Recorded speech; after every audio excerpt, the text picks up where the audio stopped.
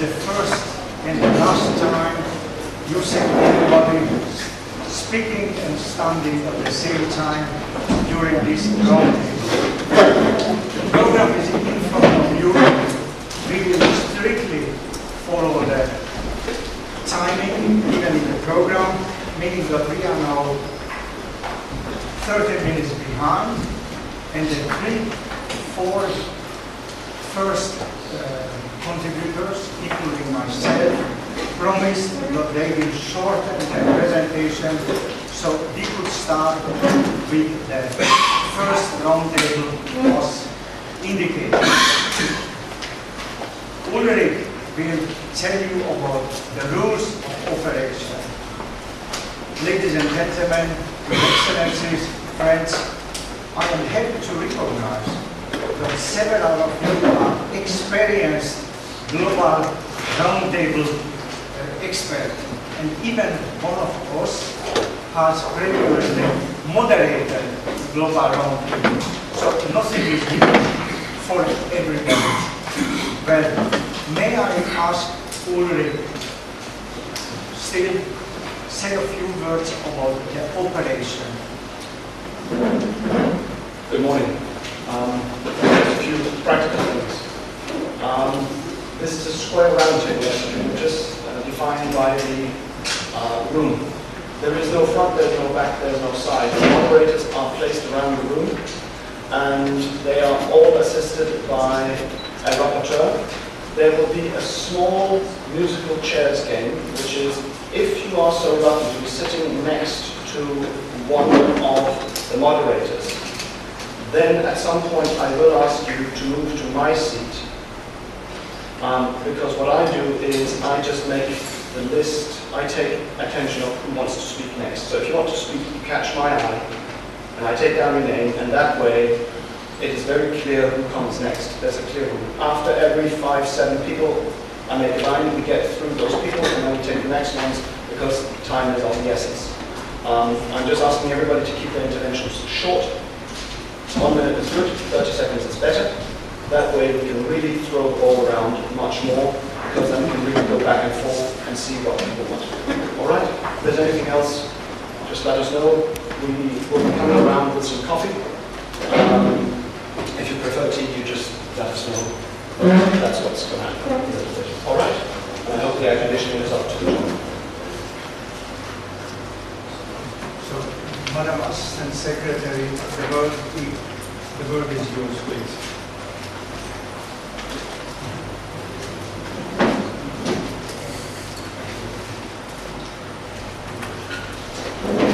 On behalf of the Croatian Academy of Sciences and Arts, I would like to welcome to all of you, especially to you, Mr.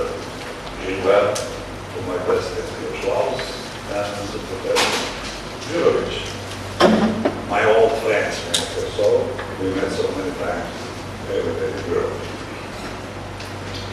Thank you for this great idea of the supreme level of our Nikola Tesla. As you know, Nikola Tesla is one of the greatest Croatian scientists. He was born in a small village in Nika district, roughly speaking, between the region of Dalmatia and the city of Zagreb. We are very proud that we are going to discuss about selection committee and about potential candidates for this award. Have that let us stay in a country of Croatia, and in this old city of Split. Thank you. Thank you very much.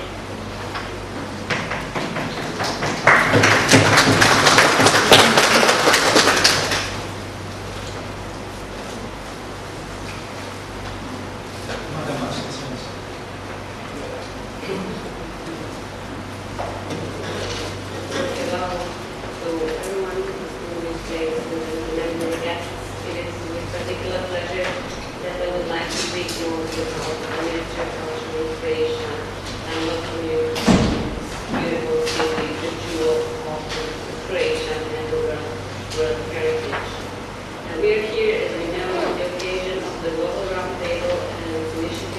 establishment of the Tesla Prize for the unrecognized genius. Nikola Tesla, as we all know, is one of the world's most important scientists and inventors.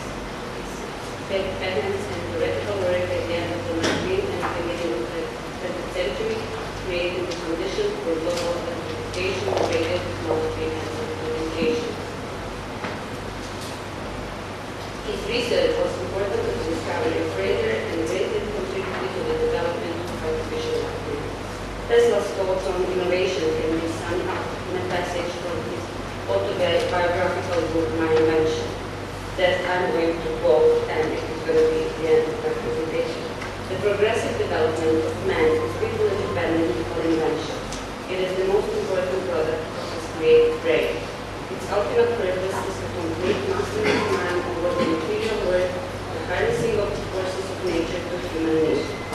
This is the difficult task of the inventor who is often misunderstood and unrewarded, as he finds equal compensation in the pleasing exercises of his powers and in the knowledge of being one of the exceptionally privileged class without whom the race would have long ago perished in the bitter struggle against those elements. I hope that this wonderful manual will provide us a successful framework for discussion. Thank you very much.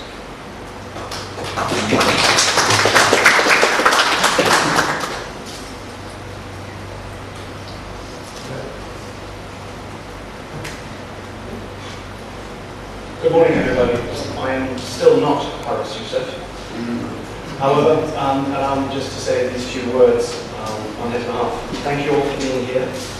Thank you all for being willing to partake in trying to realize something which is for the good of all and for all and by none.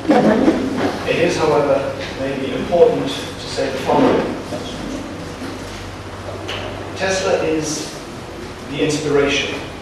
He is the idea. However, he is not the goal. This is not to be an engineering prize. There is enough of those. To set the limits about this discussion, the limits are the following. There are no limits. There are no limits to what the prize can be, for what. It is for somebody who tries to help the earth and help humanity. That is what it is. That's how you should see it today. The discussion is completely open. There is no prepared outcome. There is no pre-cooking. This is to be a true discussion. From the discussion, we will try to put something together, which we will then discuss with you again, and we will then see if we can get to something which is viable. The main thing you can remember is the prize is for anything and everything, but for somebody who's trying to help humanity, and there are no limits. Thank you.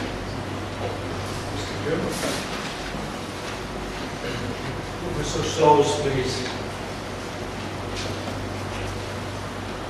Good morning, Excellencies, distinguished participants.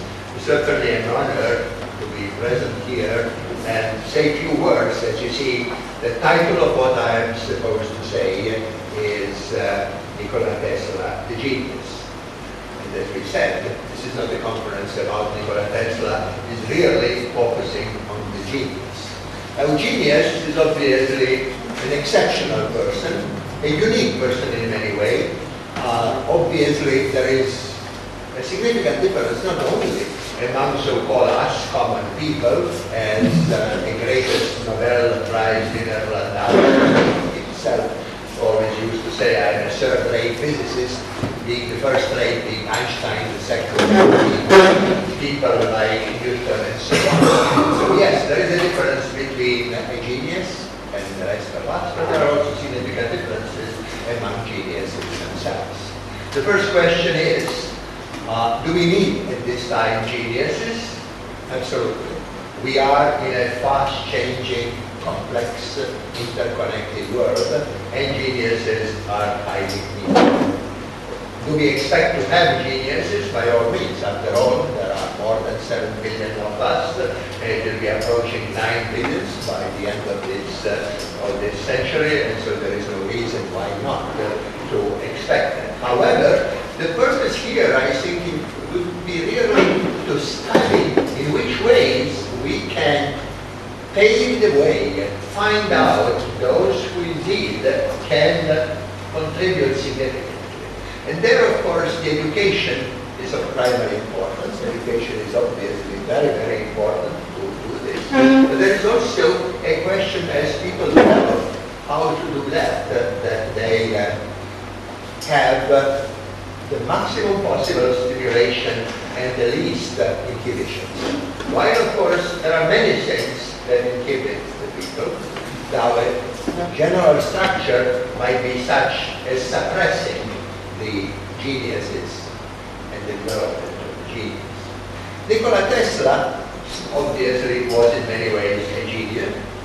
He is not the only one. We could list, of course, people like Einstein, like Newton, in our own time, somebody like Steve Jobs, and a number of other people. We do need people in so-called soft sciences, as they are erroneously called.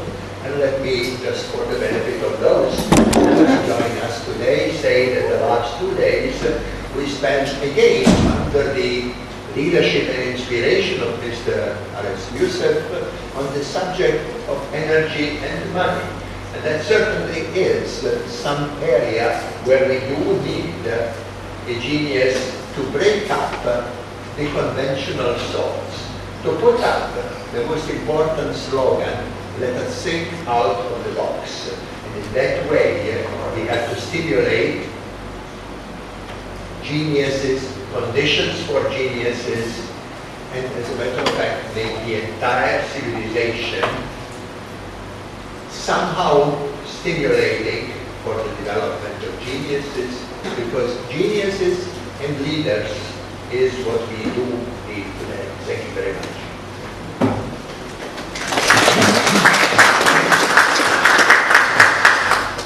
Thank you very much, Professor Brennan.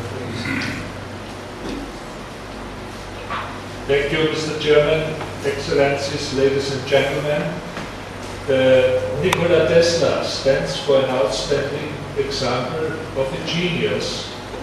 To look into his early years maybe give some insight of its personal predisposition to contribute in a broad sense to humanity and to human development.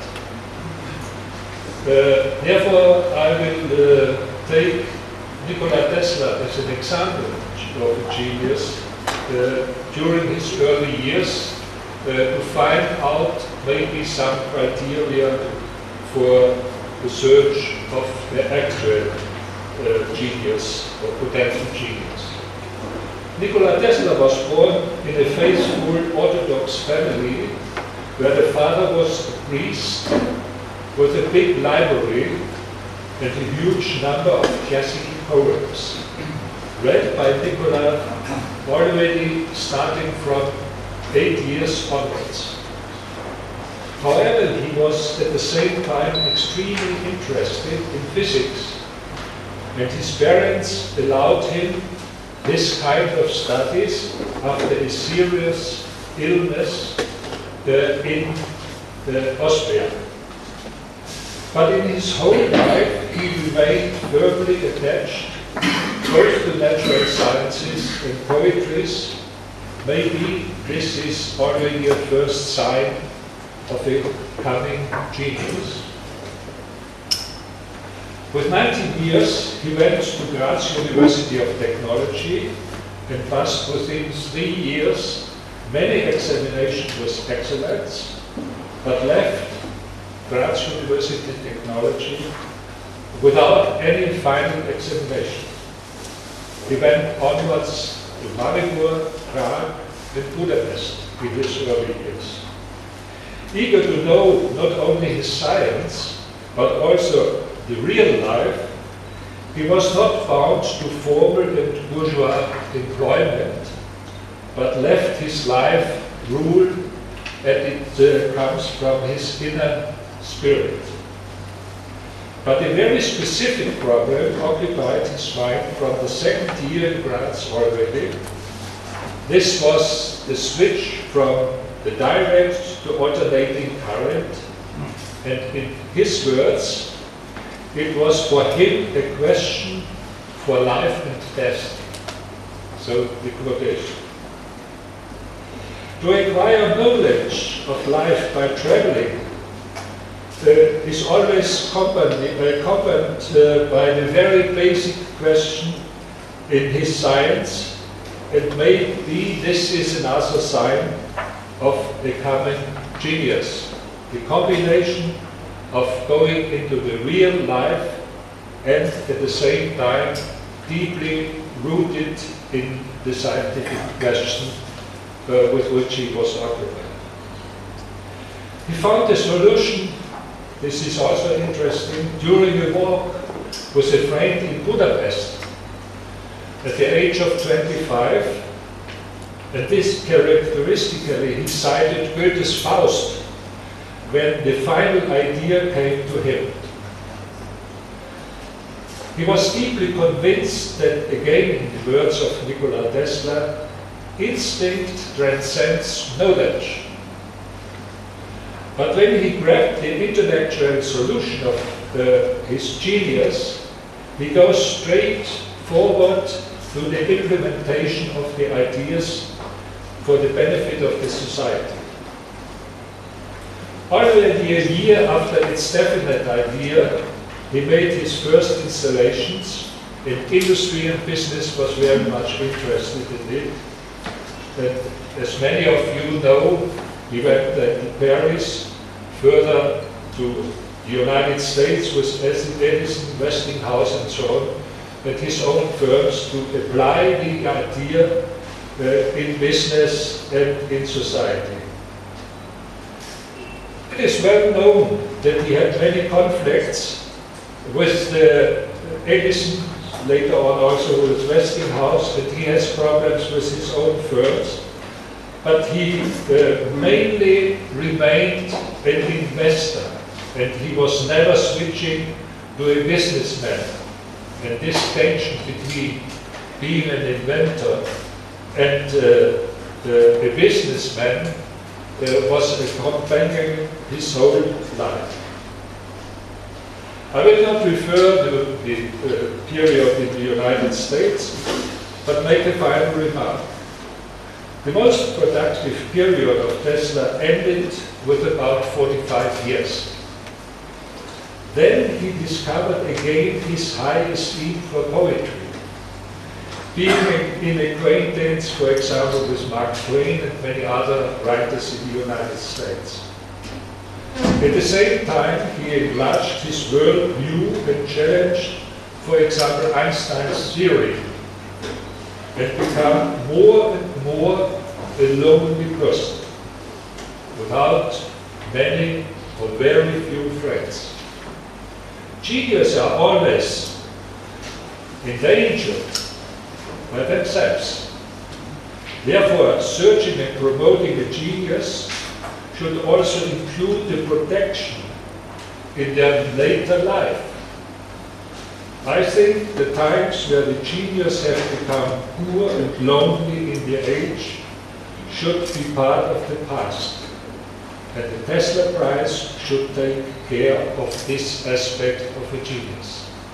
Thank you very much.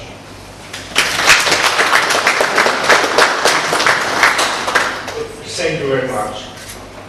Just a very few words about the Global Roundtable.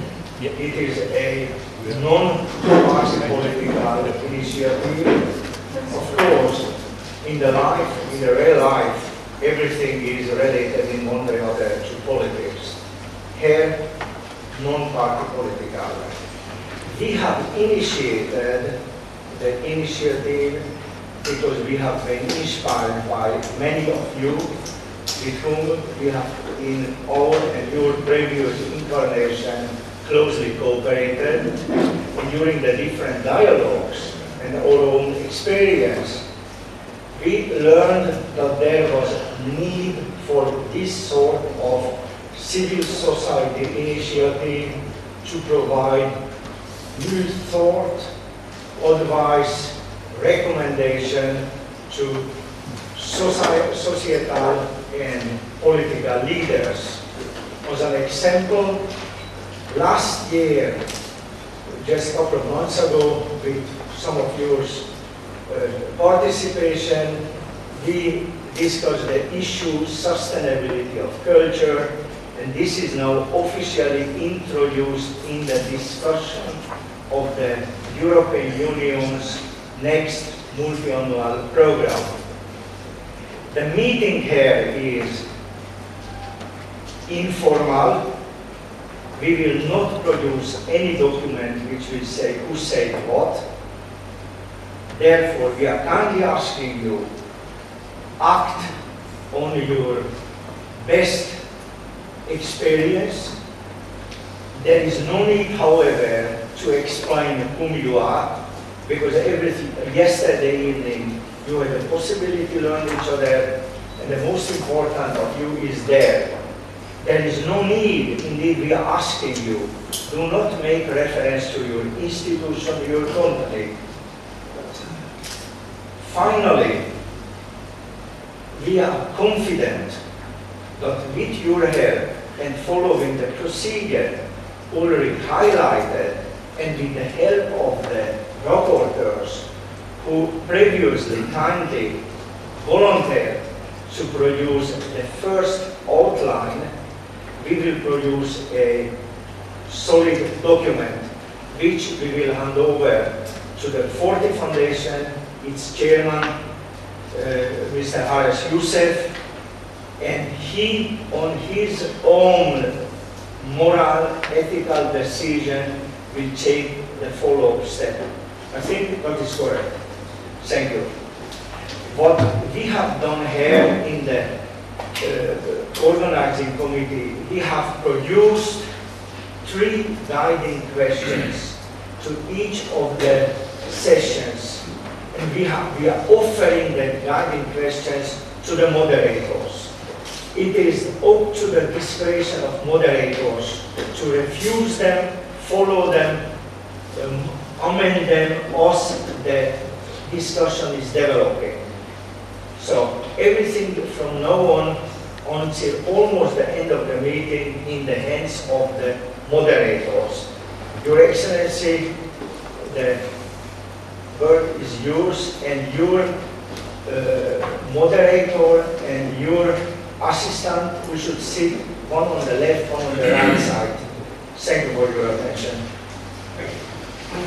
Thank you, Mr. Fay. If I may start with an earnest entreaty to the organizers, that would be to think, as we are being moved around very kindly by your buses and other means of conveyance, as we step out of the bus, it would be immensely helpful to say in which direction we are going and how far, but it would be even more helpful to make sure that everybody is able to follow, because I truly did my best to follow, but with my limbs I was not able to follow the galloping pace that was set by those obviously much more sprightly and energetic than I am, and hence was wandering along the waterside trying to find the academy which locals did not seem to know of. So I would truly entreat you to think about keeping your flock together if you do want to make the maximum use of the people who will actually come here. We said thank you for the honor and the trust in inviting me, and I think that because of my own education as a psychologist, a few words to start off the discussion about what scientifically has been studied and found out about the notion of genius. Way back in the 1930s in California, the psychologist Turner decided to look for genius among the general population of school children, with the idea of picking out those promising and then following them up through life in a long-term study and a follow-up study to see how they made out.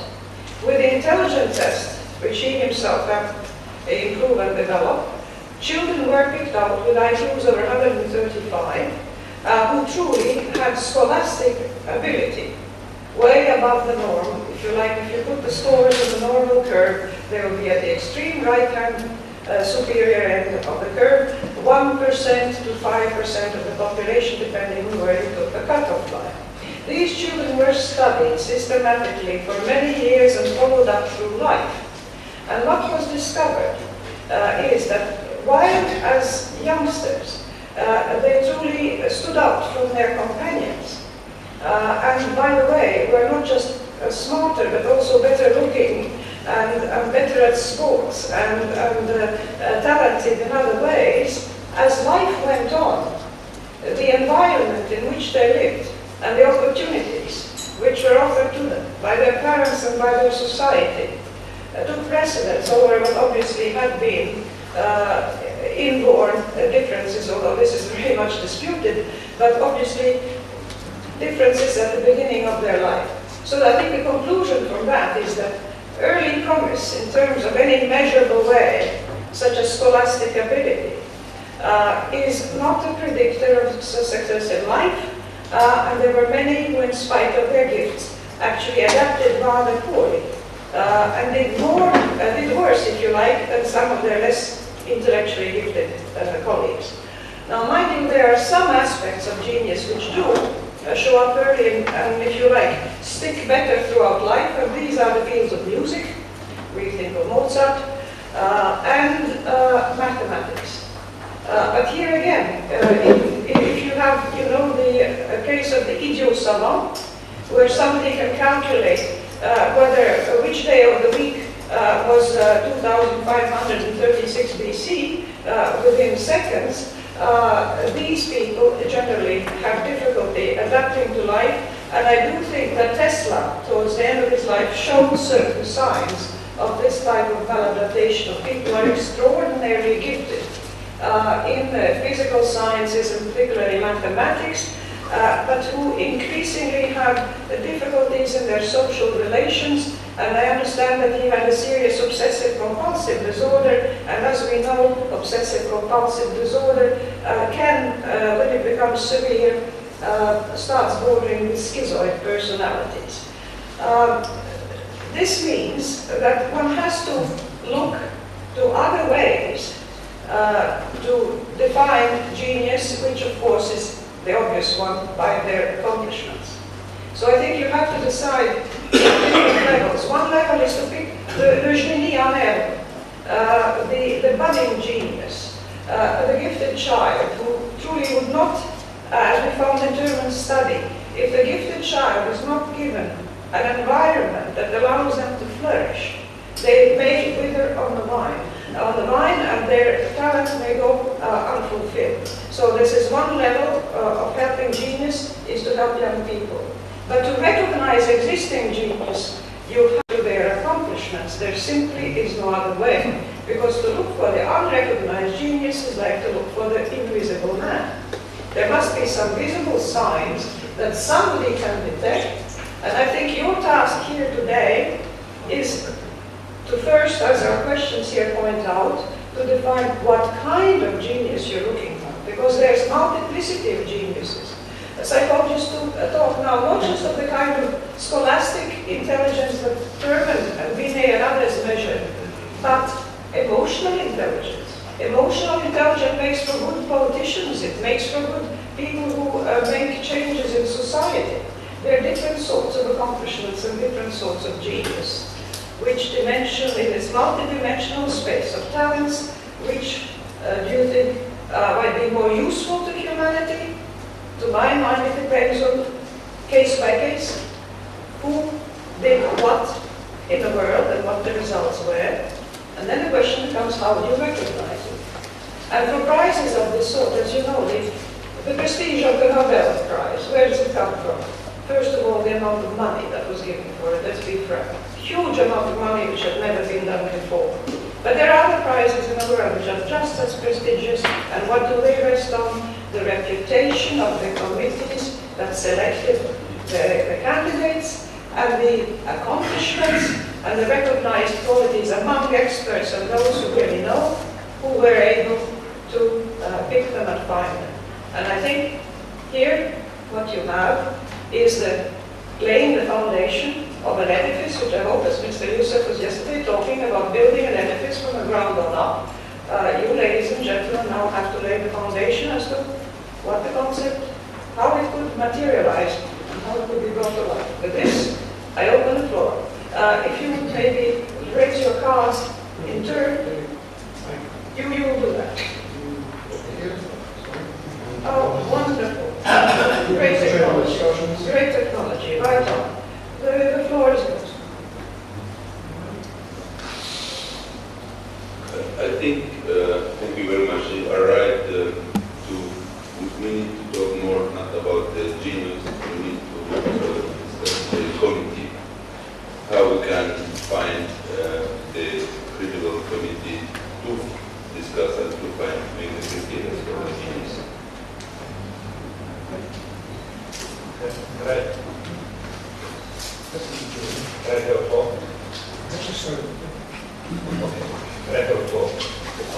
Let me just remind you, I spent a lot of my time, professional time, investigating what Tesla did and how he became a genius.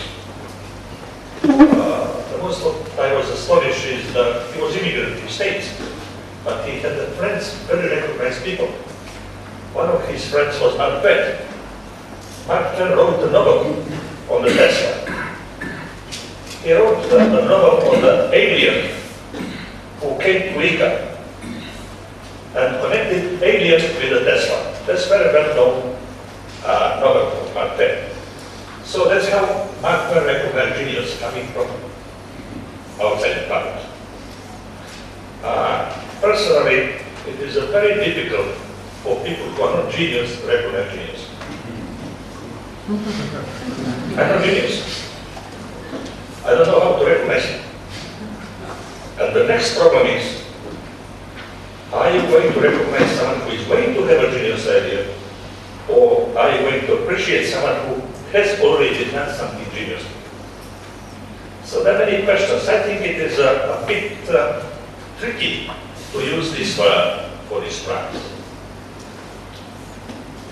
So I think that you would like to maybe stop for a moment and to think about the definition of the type of person that we're looking for. Mr. Gill. Mr. Gill has requested. Thank you. I just wanted to offer 2 or 3 thoughts very quickly. I think it's very slippery also to think about whether an individual intended to help society or in fact help society. And it's quite typical, especially of inventors, because remaining in the scientific realm, technical realm, that helping society is not much of a motivation for them. Solving a problem, doing something fun, interesting, exciting, different, new, is motivation for them. So separating accomplishment and motivation strikes me as a very important theme that we should think about. Second theme is, are the people who are to be recognized living or dead? I believe, and I've been a student of the Nobel Prizes, that one of the things that makes the Nobel Prize work is that it's only awarded to living people.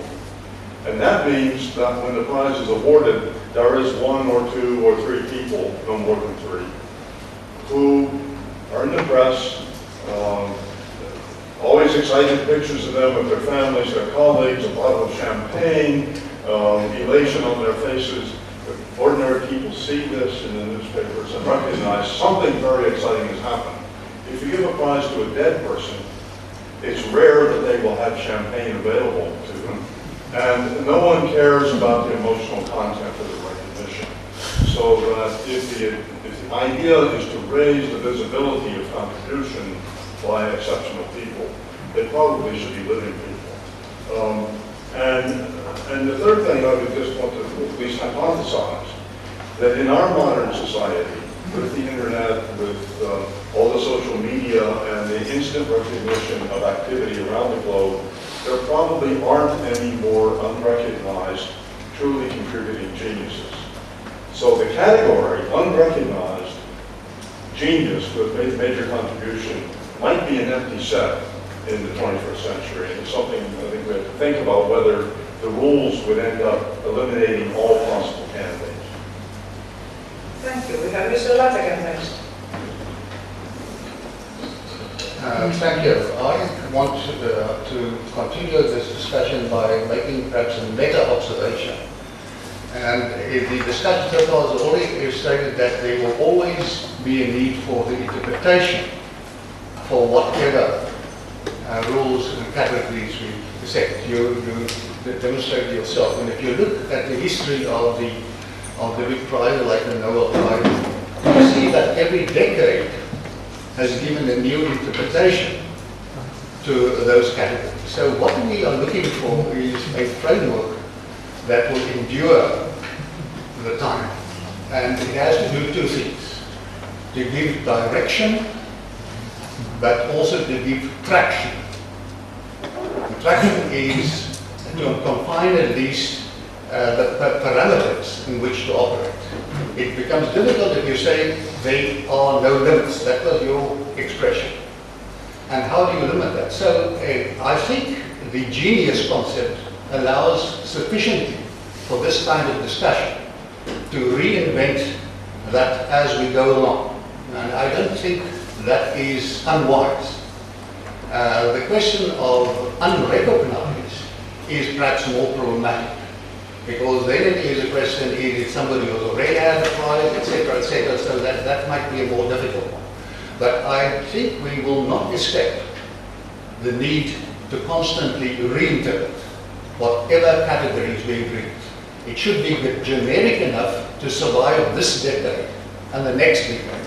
Otherwise, we are going to constrict the committee in such a way that it will not be able to operate, and we will have to trust the committee to have some judgment. So I think that's all what we can hope for, is a framework that gives freedom for interpretation, but also guidance in the direction we would like this to go.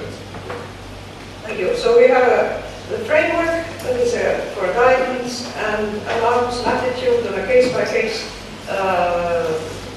to look at individual candidacies. I think typically that is the sort of thing that most prize-giving organizations strive for. It is very seldom that you have a clear one-way path. Mr. Georgi Shepflin is next. Thank you very much. I too would like to address the recognition problem. It seems to me that to some degree we have to recognize, have to understand that the definition of genius is a collective property. It derives out of the collectivity that actually comes to say this person is a genius. So it's a product of a context. Now, Madam Chair, you mentioned music. It seems to me that if you take a look, let's say at the beginning of the 19th century, I imagine most people around this table would agree that Beethoven was the genius of that particular period. In his own time, he was probably seen as second in the score. Who has ever heard of score? Well, I have. I didn't much of his music. So in other words, it's subsequent, it's posterity that defines genius in certain circumstances. Or I come from the social sciences, I'm not that good on the natural sciences, but it seems to me, if you look at the Nobel Prizes for literature, we also see a cemetery of writers who nobody reads, which means that those who chose the writers at that time really had no criteria for assessing what genius is. So I think we should be quite careful with the recognition problem. I think this also suggests, contrary to what my distinguished neighbour was saying, is that actually there are unrecognized geniuses because it's posterity that recognizes genius and not us. I'm sorry that sounds defeatist. Madam Margaret Kennedy, please. I would like to address the question of unrecognized, and I feel that there are some fields where unrecognized will be difficult. For instance, in physics, or where you need these huge machines to, to prove certain points, like what we have just had recently with this new discovery of an atomic particle. And there are other fields where you don't need this kind of backing from your field. And when I look at medicine or education or economics or architecture or whatever, there are people who are usually not recognized outside the field, and they have big problems being recognized by their field, because they put everything in question. That field holds dear and very high. And therefore, I think we need to, we talked last night, but Mr. Lattegar was at the same table. We talked about this question of, do we need in the first years a genius that is recognized to establish the prize, or could we actually afford to have to sort of transcend the professional opinion about somebody for a certain amount of understanding what he was all about. So my plaidoyer is that we need to distinguish between different fields looking for genius. Thank you. Let me summarize very briefly. We're seeing now two tendencies in the debate about the definition, the role of actual recognition by peers or generally by society, and the possibility of discovering excellence or genius apart from these criteria. Mr. Basarab Nicolescu is next. Yeah, in my opinion, there is a third way between what we discussed here, between the unrecognized genius and the recognized accomplishment. Unrecognized genius, in my opinion, is impossible to do. For recognized accomplishment, there are a lot of things. There are a lot of prizes. Why to make one more? So it must be something else. What something else? In my opinion, must be on the edge of accomplishment. Not yet real accomplishment, but something which has the germs of a fabulous accomplishment. Can be science, hard science, can be soft science, can be in theology, can be in philosophy, can be in sociology, in poetry. Okay. One. So on the edge, what I mean? I think one way, it's not the only way, is a PhD. In other words, people who are not yet accomplished persons, but who show an incredible new way of looking for what we can recognize as potential. Second point, in this difficult way, would be the commission of selection. It's like oxymoron. It's very difficult to deal with a commission for this kind of new way of recognizing people. So I think, I don't say triviality, but which is important, must be independent people.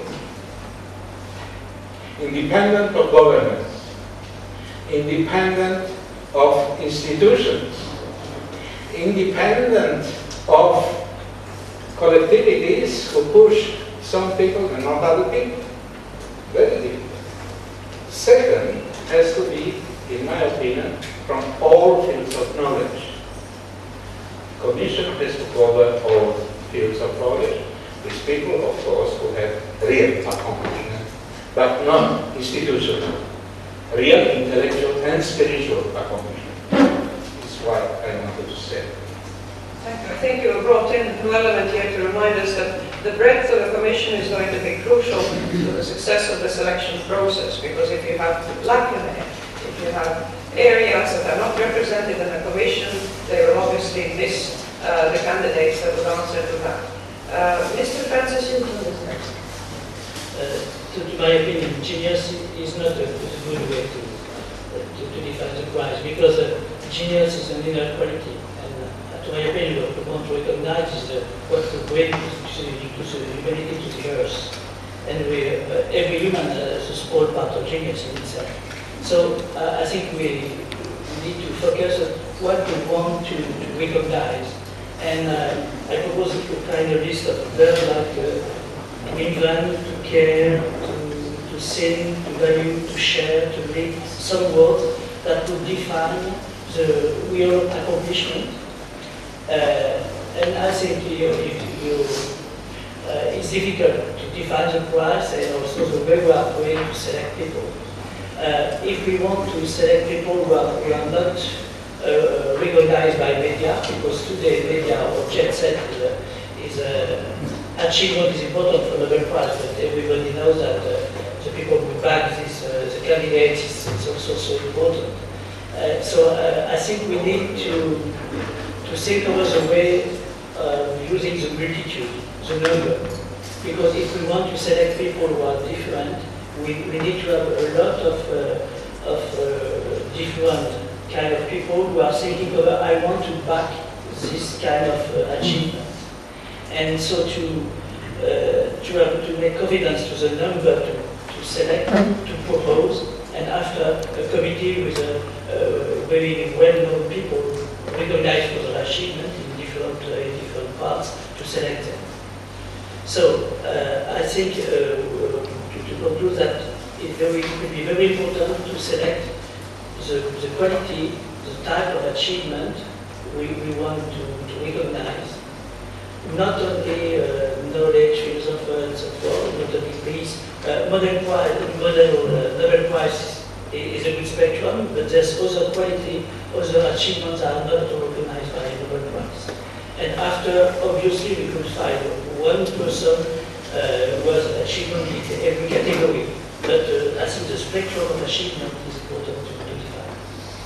I simply note that from Mr. Newton that duplicating what the Nobel Prize does is maybe not the best way. The contribution would be by looking to other fields, and he's also noted the need for a hierarchical system so that the greatest number of candidates would be looked through. This is the case with many great prizes that you may have participated, that there are several levels of selection in the process. Mr. Sigridis is next. I would like to offer a couple of thoughts on the issue of unrecognized. I think that the award has a risk, right? And if we decide something that is unrecognized and then that in the end becomes not recognized ever, there is a risk to the award. So I perceive it more as a lifetime achievement award. So essentially, we need to figure out a person who has been unrecognized for several years, maybe decades, but later what became recognized. I think that's what makes it an unrecognized genius, but in the past. That has been currently already someone who has been recognized by their peers. Now, some thoughts in terms of, I fully agree that the committee should be coming from a very wide, the widest possible breadth of people, and I definitely agree that you can have steps, essentially a selection committee, a jury committee, etc. But I think that the award itself needs to focus in certain areas of effort, of concentration, that we can say actually, that otherwise it becomes huge.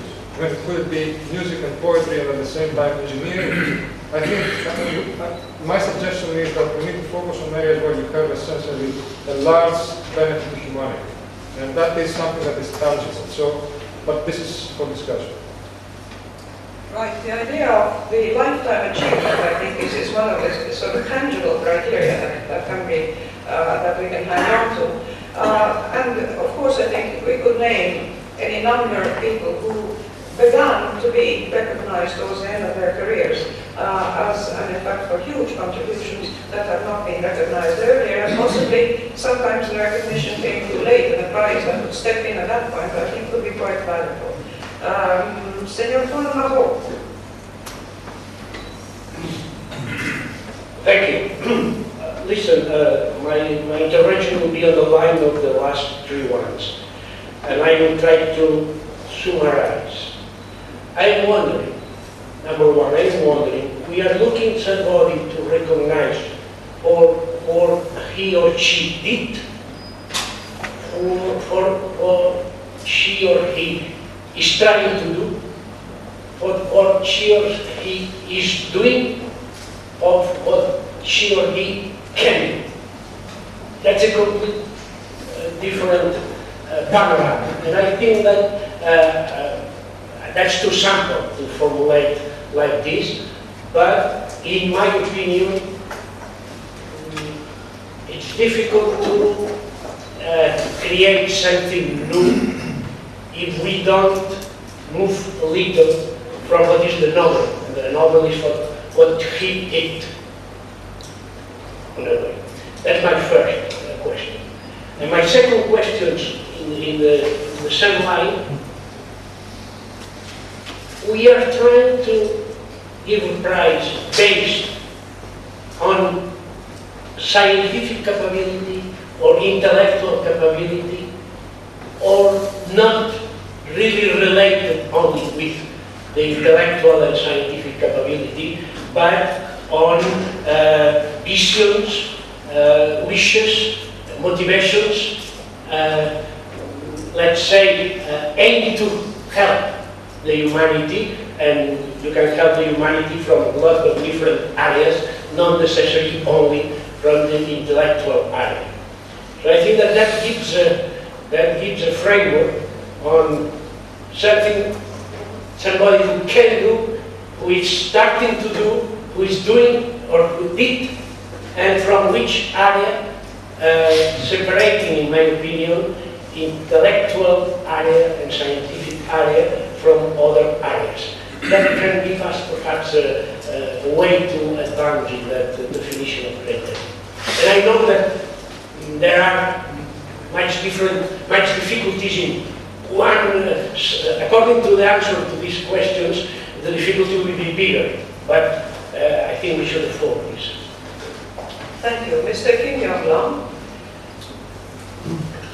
My comment is, I think, I look at various awards being given, and then the one which is quite relevant is the MacArthur Fellowship Genius Grant. And that grant specifically said that it should not be based on past accomplishment, even though they will be taken into consideration.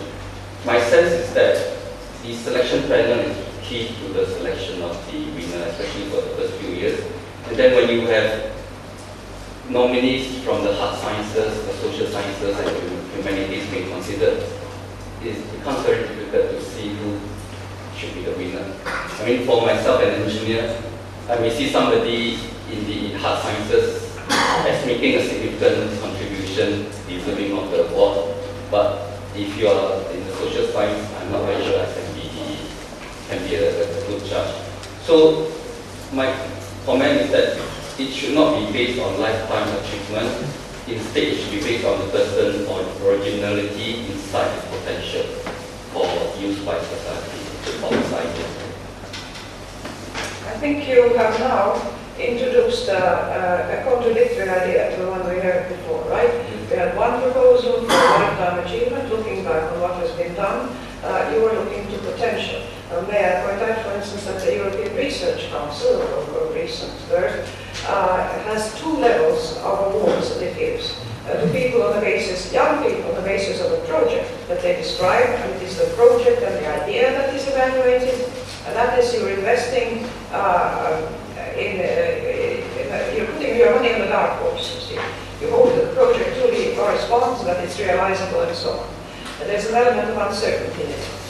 With the lifetime achievement, it's, of course, it's a matter, again, only the peers can truly evaluate. I quite agree with you. Mr. Raoul Weiler.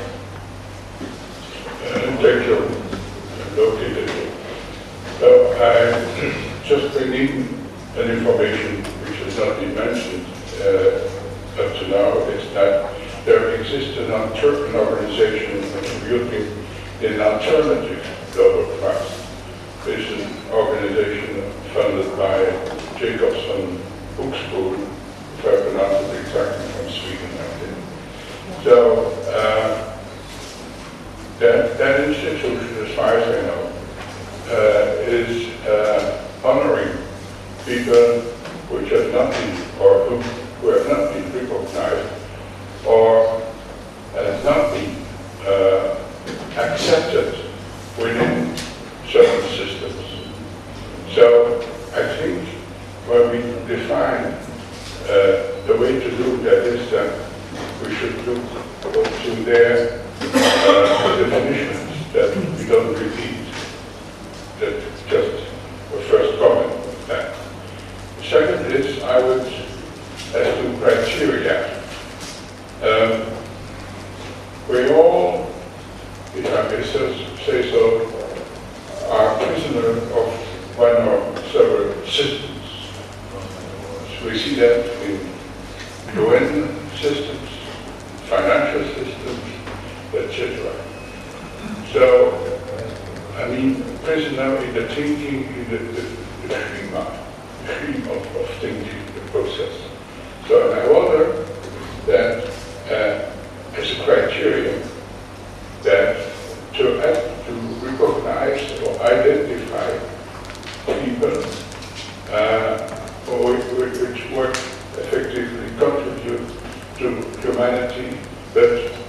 outside of the system.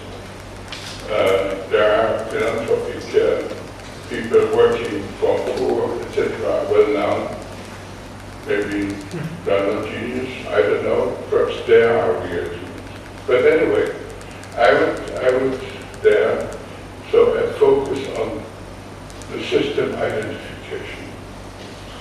And third, although I have no right to express that, but still as an intellectual, we live in a patriarchal system, culture.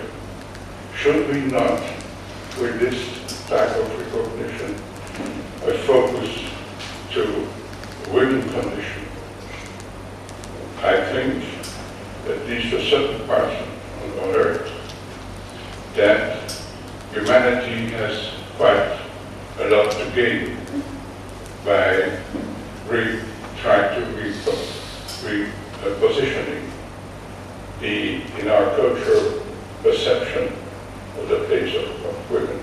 So, but I feel somewhat uneasy and likely for women, so there are women here, and I would suggest that they, if they do agree, not necessarily the case, that they make a relay, but I'm going for, that's my first comment. Thank you. As a woman, may I say that we are never more pleased than when we see a man defending women's rights. That's by far the best thing we could possibly have. There are fortunately certain prizes for women, such as the L'Oreal and UNESCO joint prize for women in science, which work both globally, worldwide, and in certain countries, including Latvia, and are extremely beneficial to women scientists. But that's in our case in hard sciences. The next speaker is my distinguished rapporteur, Mr. Robert Crowe. Thank you. President Brandberger mentioned briefly her experience in connection with the European Research Council, where she was head of the evaluation committee. I have seen this quick council from inside, being member of the scientific council, and I want to share with you my experience there. The first thing about Chile. When I was appointed as member of the Scientific Council, one journalist asked me whether I could define excellence, because he declared that the main selection rule is excellence. I told them I am unable to, but if I am sitting down with anyone and speak for 5 minutes about his or her research or activity, then I know. Now I think this is a message, and then that says that the selection committee is very important, because they, or those who propose, they should decide on this type of qualities. Now the other thing what I want to say is a definition of the scientist, which was given by a Nobel Prize in the other century, who said that the scientist, by walking around in the world, sees the same thing what anyone else sees. But at the same time he comes to ideas which has never come into mind of anyone before. I think this type of definition should be one of the elements of the selection rule. Now the second issue that I want to briefly mention is whether anyone is recognized or non-recognized. This is a very delicate issue. In my country we have a proverb saying that no one is a prophet at home. So first of all then, we should look who has not been recognized at home, if you take this definition seriously. But I think this would mislead us. Anyway, unrecognition has to be taken very carefully, because I think many people who think that they were excellent and they were recognized. So anyway, of course, no one should be asked about himself. The first thing, I think it has been mentioned in several cases that there are many prices and we should not invent another similar price. I think it would be a waste of money, energy, reputation, and so on. So what should be then in addition added to the selection rules? In fact, I think one of them should be the impact of the activity on other fields. So if a physicist who has impact on society or on medicine or whatsoever. And the other thing is, and I think this is even more important especially now, whether that type of activity can be put as an example, as an idol for the young generation. And therefore, I agree that the recipient should not be young people, but it shouldn't be for life achievement. It should be for something which can be shown to the young generation that, look, if you are working hard, if you are educated properly, then you have the Marshall stick in your pocket, and you may get it, but you should be there as an example of the others. This has a moral impact, it has an environmental impact, it has an ethical impact. I think this is what some of you mentioned as a general umbrella of this type of prize. Anyway, main message, it should not be the same as any of the prizes. One thing more for the selection process. Each prize is something which more people would deserve than who would get it. So those who do not get the prize and that is found an additional element of being an idol or maybe having an impact or something like that, should be one database for the selection committee. Thank you. Thank you very much. A number of ideas. I think that Mr. Coase, I'm sure, will be able to note down and not forget them.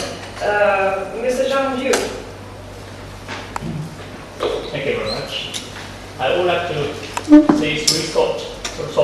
The first one is Tesla passed away in the year 1943. Is that right? If 43. Okay, is that right? Next year should be the 60th memory year of Nikola Tesla. Not 70s, not 60. 70s. We are not mathematicians. There are some. I'm sure. 70s, okay. Thank you. And the second thought is about actually Tesla was not really unrecognized, because according to my knowledge, Thomas Edison and Tesla were mentioned.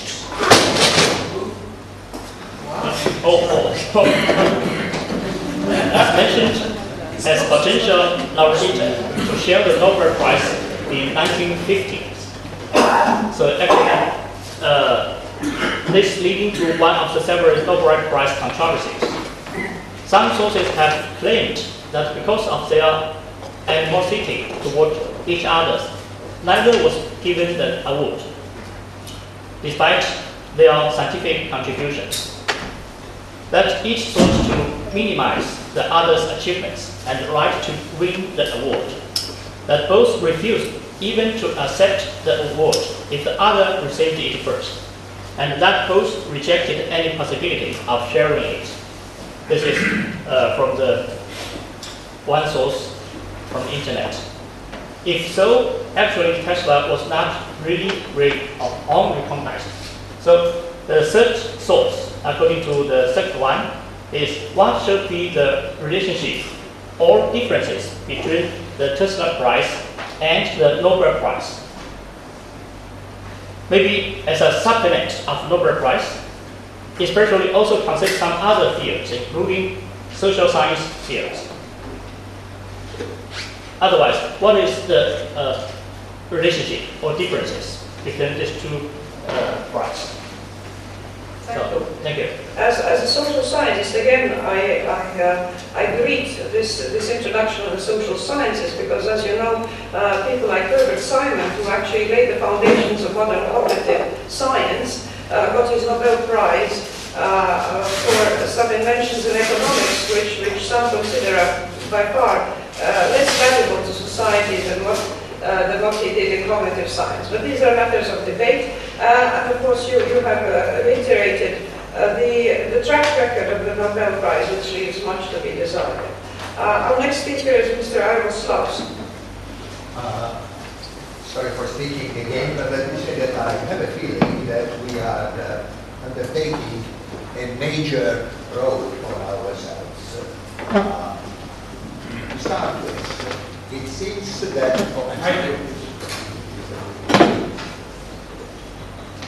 yes, let me start from the beginning. I think our group has really decided to undertake a major and responsible job. The job is to launch a new price, and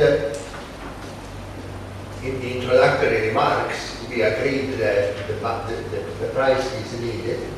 We also want a price that would somehow specify geniuses. So this immediately tells that there is a difference between, let's say, what we want to do and what, let's say, a Nobel committee does for the Nobel Prize. And let's see what are the differences. Over there, more than 100 years ago, it has been established that one outstanding academy, and this was the Academy, the Royal Academy of Sweden, will give the prizes. Then, of course, when it was extended, it was the Norwegian Academy included as well. And these prizes were very clearly defined. Specifically, for instance, there was no prize for mathematics. Okay, there was prize for physics, for medical sciences, literature, and so on. Now, once we emphasize the word geniuses, I don't think that what we want is to have prizes for any of these disciplines that exist, nor for those that don't exist and just enlarge it. Basically, I think our emphasis should be on things which are inter- and transdisciplinary, and the things which actually aim toward being focused on the welfare of humankind. So this, I think, should be the primary thing. And it should be also, as we see over here on this slogan, which is above our name, building tomorrow together. So the idea is to look forward. Of course, it is very difficult to be capable of identifying somebody at a very young age and to say, yes, that is a particular person who will do this. And I think that rather we should really be focusing on persons, and maybe singular or maybe plural, ideally maybe from several different countries. I think as opposed to the situation where we have a Nobel Prize, where of course an outstanding job is being done by an academy that is a European academy, we should try to do as much as possible internationally. And when our president, Gilbert File, approached me to be in this very distinguished committee, we immediately thought of the possibility, and this is why you have here the logo of the World Academy, that the World Academy, that in its foundation, among its founders were Einstein, Rotblat, Russell, Bohr, and so on, and several others like, for instance, Buckminster Fuller, and Newton, and so on. The foundation of the World Academy was to act as an agency for human welfare. So whatever the World Academy can contribute to this, and around this table I see at least 7 or 8 fellows of the World Academy, I think we will be very willing and ready to contribute to this very demanding process. My feeling is that actually, most likely through the entire day today, we will be having a better force to discuss on the ideas and the way how we will do it. And I think another institution, rather the UN organization, that would be ideal to get involved into this will be UNESCO. And I see, of course, your presence here as being a very active support of this idea, because let us not forget that UNESCO is one of those organizations that really is the pillar of the system of the United Nations that has been so successfully built in spite of all the criticism we may have it. So the UN system is still the best we have in the government structure, and UNESCO is one of the best, starting from its first, I think the first founding director was Julian Huxley, if I'm not mistaken, and of course a Nobel laureate and very outstanding person who I think one of his important words reads that actually a human being is in charge of human evolution and of the entire evolution of the world, and that is an important message of Central America. Mr. Yugoslav has reminded us of the fundamental message and aim of the prize to include this aspect of benefit to humanity. And of course we haven't really come around yet to anything like approaching a definition of what such benefit might entail. A second suggestion is to use existing organizations or structures insofar as they can contribute to setting this up. Mr. Mark Brown. Good morning. I had the extraordinary great fortune to have worked with genius, so I can recognize genius, for 30 years. And there were three things that were very apparent having worked with this person for 30 years. One was that he worked at the interface of sciences, across sciences, transdisciplinarily. And as we all know, increasingly in this day and age, the lines between the sciences are blurring. And so I would, one, recommend that this award be given for people who are working at the interface across the sciences and not within a particular discipline. Another thing that I observed was that he was rarely recognized in the science where he was making a huge contribution because of the very fact that the contributions he was making were at cross purposes, so to speak, with the recognized dogma of that particular science. So we have to be very careful in our evaluation of the criteria to ensure that we're not just recognizing people who are still working within the current paradigm or the current dogma of that particular science. And finally, he was often chastised by the very sciences in which he eventually became quite well recognized. And so again, this idea that cross science is very important, and I think it should be a systems science award rather than an award within any particular science. Thanks. Thank you. Mr. Goverdan-Mekla. Thank you, Chair. I think it is very important for us to have clarity as to where this prize should be positioned. If it is going to be like Nobel Prize, then obviously we have to use a slightly different criteria. But if following the spirit of what has been suggested, this is something supreme, so I guess if you want to position it as something even higher, the Nobel Prize on a global scale, then I think the formulation of unrecognized genius is untenable, because all awards are given in recognition of something which is tangible. I would therefore suggest that for this particular prize, we should say that this prize would be awarded to the individuals whose contributions have left a transformative footprint on humanity. That would be very special, and as far as I know, no such formulation today exists. I mean, we have art prizes, we have for areas which are not covered by Nobel Prize, like mathematics, so we have the field medal, which is considered as equivalent to Nobel Prize.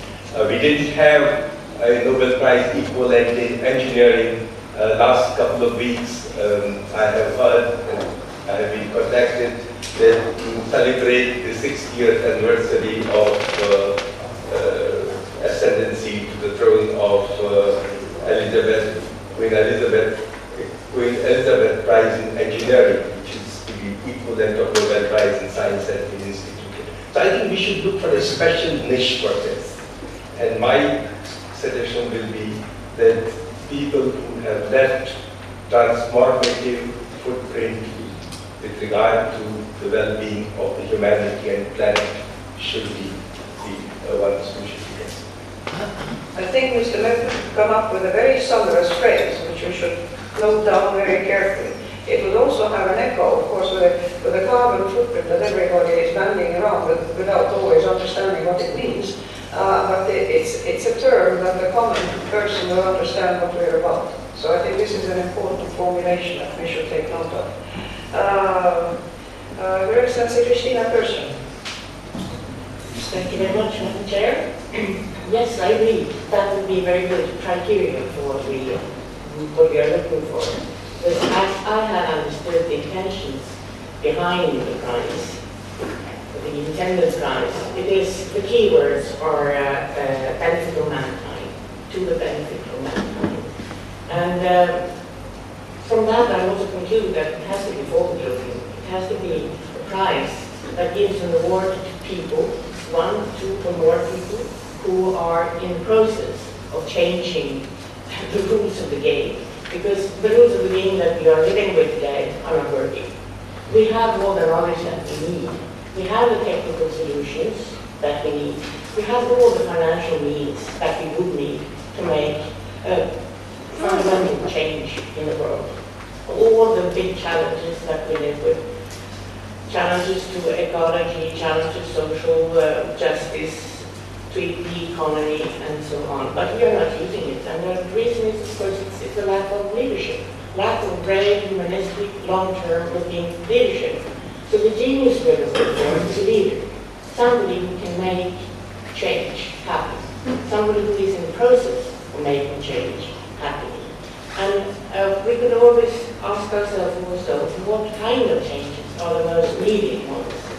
And as I see it, there are two major challenges that we live with. One is the fundamental contradiction between our economic system, and that is the economic rationality that is governing our societies and our behaviors. The rationality that is short-sighted, that is based on a short-sighted vision and rationality. And instead, and it is in a contradiction to the natural boundaries, the natural sciences boundaries, and is not able to continue the way that we're living together, that we are living today on Earth. We are consuming 1.5 Earth, globe we are consuming 2. So this has to change, and the big problem is, of course, the second big challenge is that our structure for taking decisions, collective decisions, is organized along the natural boundaries, that we have a democracy that is based on the national state, and we have very weak institutions for common decision making. So along these two lines, I would like to see the prize developing. The need for common decision making and the need to take decisions that makes economy and natural sciences boundaries go together. Find a way of dealing with these contradictions. Thank you. Thank you. So one of the essential ideas being this of transcending existing barriers and the ability to find common causes. Mr. Ivo Durga. Good morning again. Still morning. I will continue on the same track, just shortly, because we are somehow passing time. The problem of recognition is in itself burdened by values, and as you stated, limits of different kinds. On the other hand, we are facing the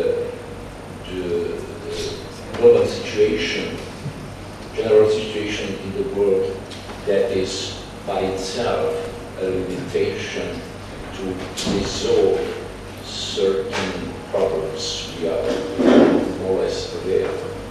The difference could be to identify what is the main, which are the main reasons why the situation is today as it is. So, one of preconditions for ethic or discussion about what does it mean a genius in this room or on this planet should be connected with the governance or in the part of certain activity to resolve the commonly agreed main problems. So one of my suggestion is to include at least the orientational basis to identify the main problems, global aspect, global aspect, because on national level we'll have diversity of items. And of course, try to surpass or to bypass our culture, sometimes ideological, sometimes our backgrounds, to achieve such criteria that make our question more objective or easier to deal with. Thank you. So Mr. Duda has reiterated, I think, a theme that is beginning to reappear about transcending existing divisions, barriers, being what the French call cantonnement, being locked into your own field of specialty, and also the aspect of social relevance. Your Excellency, Kathleen Boglin. Thank you very much, Madam Chair. Good morning. I honestly think that we are a little bit in a cul-de-sac because we are always going back to the Nobel Prize. We are always somehow thinking about what the Nobel Prize does wrongly, what we should do not wrongly. I really think there is a kind of romantic view, I think, and Mr. Youssef should really say that because that's his idea. But as little time I had last night to talk to him, I really felt that he had this idea to help, meaning giving money to a person who would like to do something very important, but he can't do it because A, B, C, or D. And I think this is a very a practical approach towards a prize. So I think an important point is, what is the money for? Is the money for someone who then can live on that money for in the rest of his or her life? Or is money channeled into a project? Meaning someone could apply to this prize, but with an aim of a project, proving that he just or she just or they, if it's a group, they just can't get the money for that. And actually the committee would then really think whether this project itself is valuable or original enough really to support. I think this is very important. Otherwise, it's a recognition for someone giving a lot of money, but I think we would really channel this money to a very special project which can really be used in the betterment of humanity. I think this is something very important. The other one is, what is unrecognized? Do we talk about not known people, meaning the media doesn't know them, they are not famous? Or are we talking about people who are unrecognized because they are not having prizes, they don't, are given cathedrals in universities, or, you know, what does that mean? I'm just thinking. Or are we talking about people who are not joining the mainstream sort of structure of science or culture or art, because we all have the mainstream, and they are there to sit in their own and to think, and they come up with an idea, but they really can't get through the wall. I think that's also, that would be my second point. And the third point, what are we talking about in terms of the genre? Are we talking only about sciences, social sciences? Are we talking about engineering? Are we talking about arts and literature? What are we, is it for anything? Is it for science per se, or, you know, for what? I think this is also an important thing to point and think about. So that would be my three questions. Thank you very much, Madam Chair.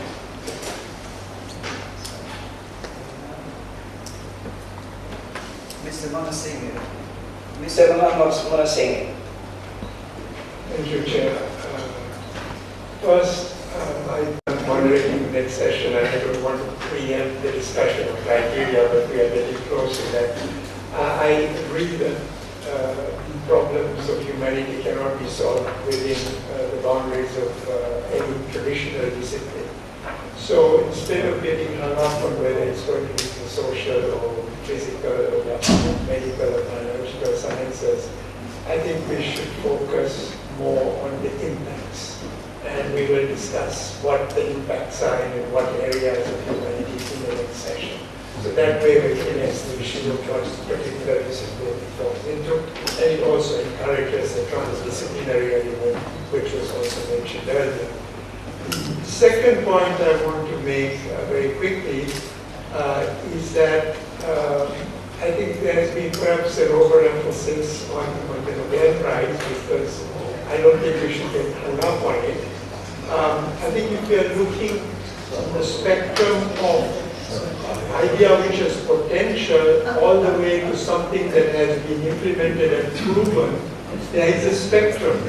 If we award the Tesla Prize to something early in the cycle, it will have more impact because the person is relatively unrecognized and the money will help them to bring their idea to fruition. If we give something at the end, towards the end of the cycle, it will have less impact because that person, he or she, would already have done a research benefits and recognition. But balance that, there is the risk. For example, the MacArthur Prize, which I've advised, I mean, they give money early on, a large sum, they don't expect anything because you can take the money and go and sit under a coconut tree for 2 years. So, but there is a risk. If you give it early on, that nothing may come of it.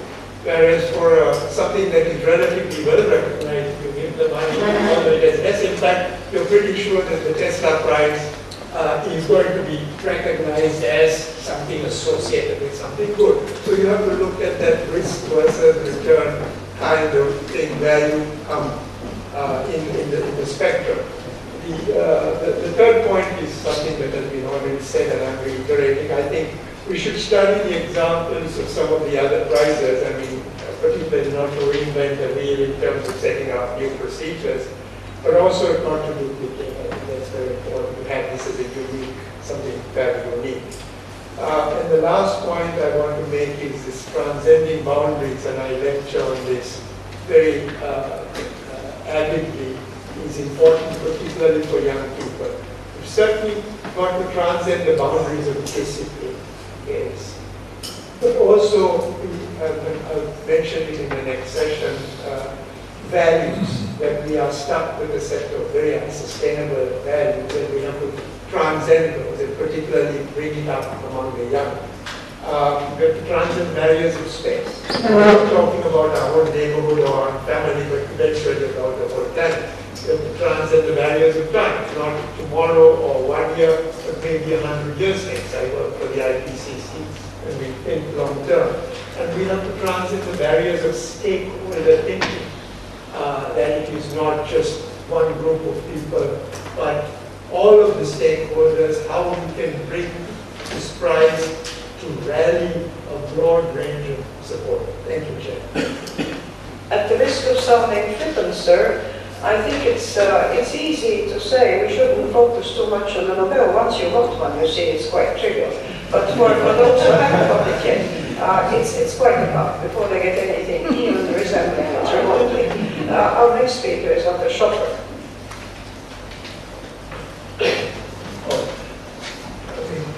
Many ideas that we mentioned here, being an experimental physicist, I try to take a pragmatic approach.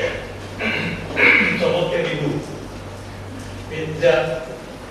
To my mind, the most important point is what is really the objective of the prize. There are prizes which can be given just to give a reward to an individual person, be young or be old. Or the idea of the prize could be to have a certain impact on society, in particular the young people. Now, to my mind, what of the major criteria in our discussion should be, let's not try to compete with existing prizes. Many people said it, let's forget the Nobel Prize. There many Nobel Prize report, many things, and many discussions in the Nobel Committee. I can tell you the difficulties. Just perhaps you do not know why there is no Nobel Prize in mathematics. The reason is that Nobel established the prize. There was a young mathematician who took away the Nobel Prize. And he found out that there was a chemist prize. So that's the reason why Nobel Prize in mathematics. I tell you that because I come back to that point, the sponsor of the prize, the influence of the sponsor of the prize is also very critical. So I come back to that. So one criteria I think should be, let's not compete with existing prizes. Even with young people, there are many prizes. In Germany, we have the so-called Leibniz Prize, which is given every year to 12 people. Each of them gets 3 million euros that's going from physics to philosophy. Let's not try to compete with young people. Let's not try to compete with geniuses. I think many things have been said about how to recognize those or unknown geniuses. Let's forget geniuses. I think our main criteria should be what should be the impact of the prize. Now, which means the prize has to get some publicity. What's determining the publicity of the prize? I think it will be very important who is the first winner of the prize. Because the first Nobel Prize in physics was given to Mr. Röntgen, who invented X-rays. I think the first winner of the prize will be very important. Second, let's not forget it, I come back to it, will be very important who is the sponsor of the prize. That will be a main criteria for public. And I do not mean essentially the person, it could be organization. I think the prize in the end would have to find an organization who sponsors it. There are many possibilities, some have been mentioned already. One has to be very careful to find an organization who would sponsor it, who would give it the necessary independence and credibility. Another point is, of course, the money, but I think that we should forget for money, the money price will only be recognized because of the money. I think it would be wrong. So I was thinking, where is the niche? Then agree that we should not compete with existing prices. Where is the niche that where is still some opening? And one of the things I found was, and the name of Tesla was suggesting is something connected with engineering. Maybe we are too late because you said maybe so maybe we are too late. That would have been one possibility. The other only niche I could identify is interdisciplinary. You mentioned that interdisciplinary or transdisciplinary work.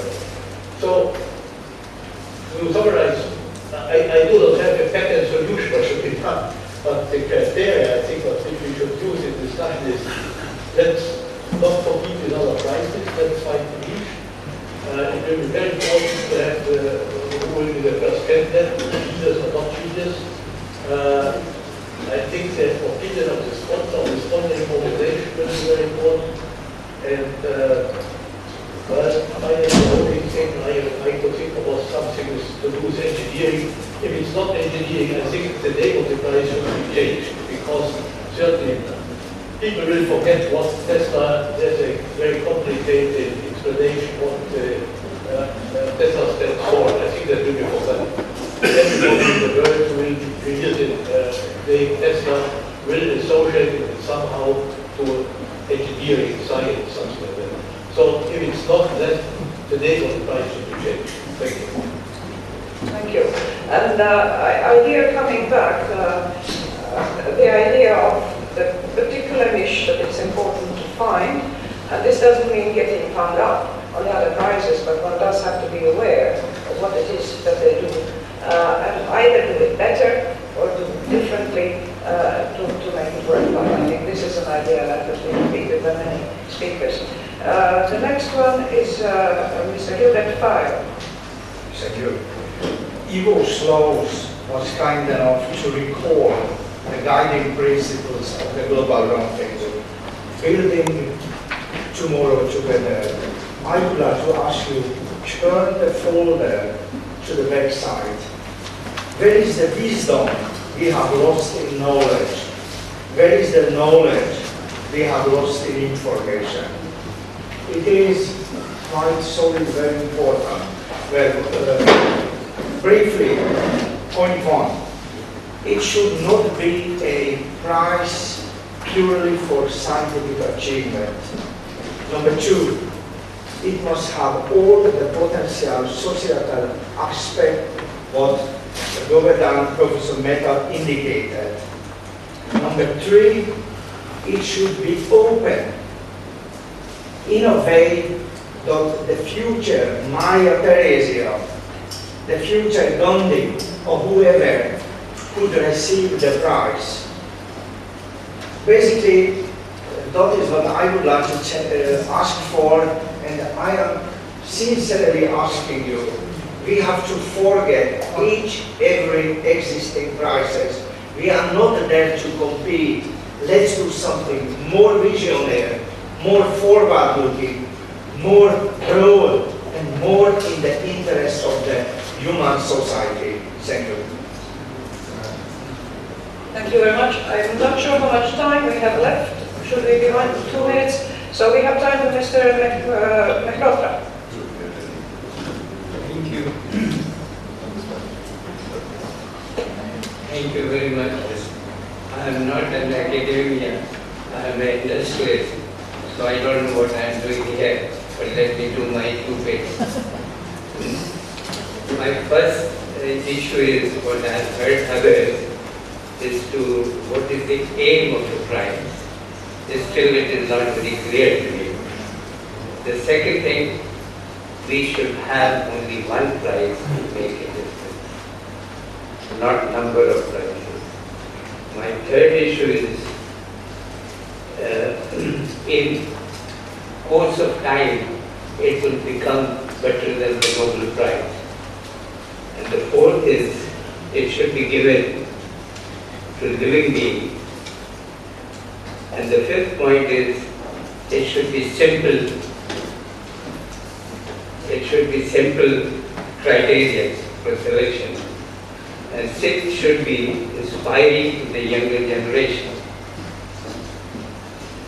And finally, should have good pot of money so that, and inflation adjusted, so that it has attraction. Linking money to something else is not the vitamin for the younger generation to look at. So it should be a good pot, free to them. And I fully support Mr. Mehta's view. It should be awarded who has made the difference to the humanity. Thank you very much. Do we have anybody else that we might squeeze in before the end of the session? Well, actually, Mr. Green was the next on the list. Mr. Green. Thank you. I suppose that genius is a quality of an individual, but accomplishment is often the result of a team or collaborative effort.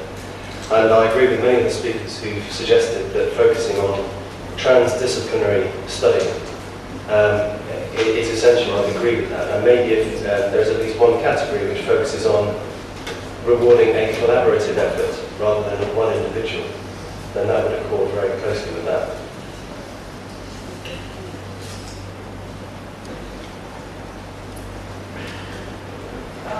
I think we'll give one chance. No, I'm sorry. No? Oh, I see. Mr. Jovovich is number 5 on that list. Sorry, Sorry, I take back my privilege as chair. And, you can do how serious we are about our timetable is a question. If we are serious about our timetable, then we should be breaking off this session.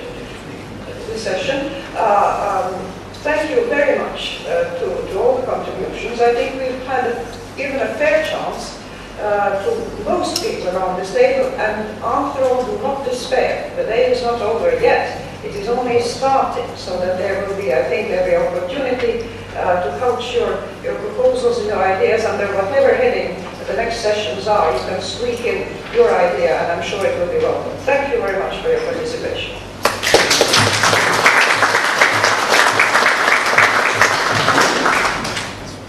We will make a flying continuation in order to catch some of the lost time. I'm just going to go over there and I'm going to ask Her Excellency Mrs. Pearson to come and take my place here instead. I'm terribly sorry that you do have a distinguished one beside you. I have the list here, so we could just continue the moderation. I have your names, so don't worry.